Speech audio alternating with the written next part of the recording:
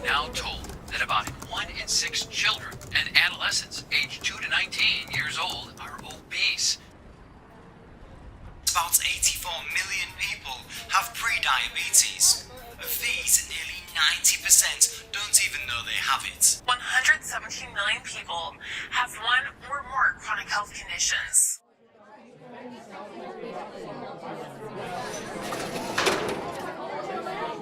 Okay, everyone, listen up.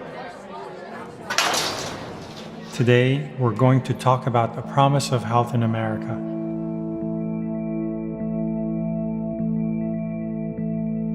Did you know that about half of all adults in the US have at least one or more chronic health conditions? Not only that, but what's more shocking is that more than 1 in 3 adults have at least one type of cardiovascular disease. What's amazing is that heart disease and cancer together account for nearly 46% of all deaths in the US. Camera rolling. Take one.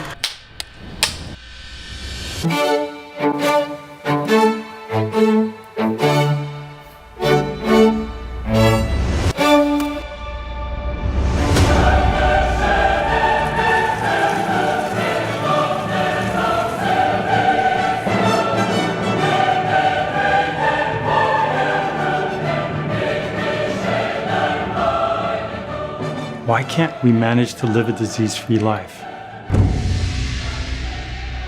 For long ages, we've tried, but still remain unable to find a cure for human disease and suffering. Science is rapidly advancing. From quantum science to exploration of space, we keep pioneering new frontiers. But at least for now, it seems medicine is not able to keep up with our dynamic pace. I think our understanding of disease, and especially chronic disease, I think is rudimentary. 30% of us are walking around with herniated discs, but we're not having any pain necessarily. But then there are other people who are debilitated by that pain, and I don't have a good grasp as to what makes one person suffer and the other one not suffer. Unfortunately, no one could tell me why I even had a pancreatitis attack or what caused it. Even if I look at myself as a person and not as a doctor, I feel a lot of times when I'm visiting a doctor that I'm just kind of being looked at as a physical entity and what are my vital signs and... Wait a minute, you feel like you're being treated like a physical thing as opposed to a whole human being. What is known is a drop. What is unknown is an ocean. Yes, by almost all measures, Western medicine is the most advanced in the world, especially when it comes to emergency care. But somehow it seems to be stuck in time when it comes to chronic ailments. I weighed 285 pounds. I was teetering on morbid obesity. I was sick all the time, depressed, downhearted. I retired because I was diagnosed with ovarian cancer. You were diagnosed with diabetes. You were on 4 shots a day insulin therapy. I was diagnosed with chronic Lyme's disease, and it was uncomfortable. I couldn't move, I was out of shape, I had brain fog. Stage D, prostate cancer. They admitted me into hospice and put me on oxygen. And his doctor had given him 6 days to live. We've tried every trick you can imagine on planet Earth. We've tried every form of diet and exercise you can think of. Hormones, vitamins, and minerals. We've tried those too. It just seems like we're lost when it comes to finding a cure for chronic conditions. Nothing seems to work. You know, in the past century, we've turned medicine into an admirable form of art and science. But Western medicine is still in its infancy. Therefore, at this point, oftentimes it has no choice but to settle for treating aches and pains and alleviating symptoms. As popular as it may seem these days, alternative medicine is in reality a step backward, not forward. Remember your history? Alternative medicine used to be the mainstream medicine back in the Dark Ages. So why turn the clock back? Are there any other choices out there?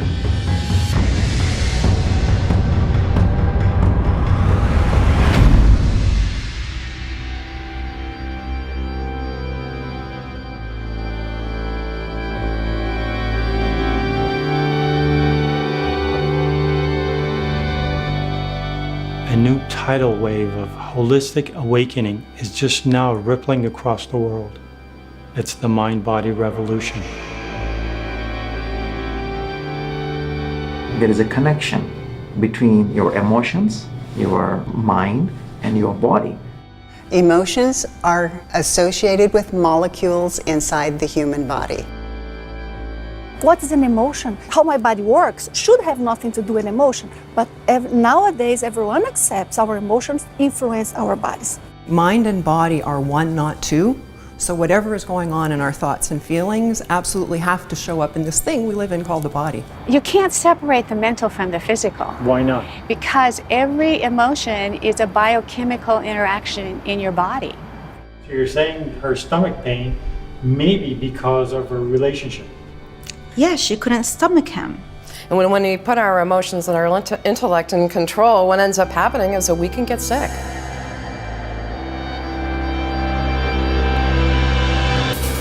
It isn't some magic berry that they eat. It isn't some magic drink that they drink. It's in their minds. It's in their purpose.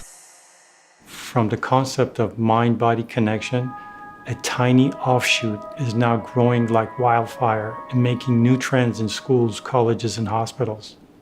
It's called mindfulness. I believe that to be the healthiest version of ourselves, we have to learn to be mindful. In the past 20 years, there's been a lot of studies on the effectiveness of mindfulness for health reasons. It helps reduce stress, it helps kids at school. That's just amazing. So are the mind-body connection and mindfulness the final frontier? If so, I'm still stuck with a fundamental question. How do I cure conditions like diabetes or heart disease at the end of the day? Perhaps it's time we realize that the true art of healing can't be memorized. You can't always succeed with cookie-cutter treatments, especially for chronic conditions like cancer. We either give them medication or we do surgery. What about doing other activities or other alternatives to managing the pain? It kept me medicated. Everything I did kept me medicated. You cannot treat everyone the same. Because it isn't just a one-size-fits-all. There are differences in our makeup and our physiology. Everyone's different when it comes to nutrition and what will make our body well. The food that is the best for my optimal wellness might be quite different than what's best for you. Not everyone can be healed the same. Everybody's background and stories play a role. So where's the Holy Grail of cure? We are not merely human beings with a spirit, but actually we are spiritual beings with a human body. So when you start looking at things that way, the potential is limitless.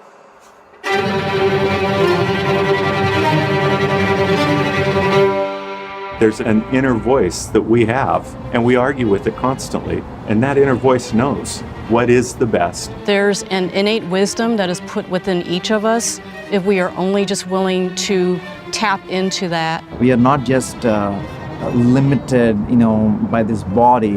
We have this consciousness. I would say that you are a consciousness, that not you have a consciousness. Instead of saying that we are bodies that have consciousness, we are consciousnesses that have bodies. We are conscious, thinking human beings with complex relationships, hidden desires, and emotional feelings. Our jobs, our daily interactions, our relationships, our uncontrolled emotions, and our failures and successes have a tremendous influence on our ultimate states of health and well-being. According to the ancient legends, the Holy Grail of cure is within you. It's called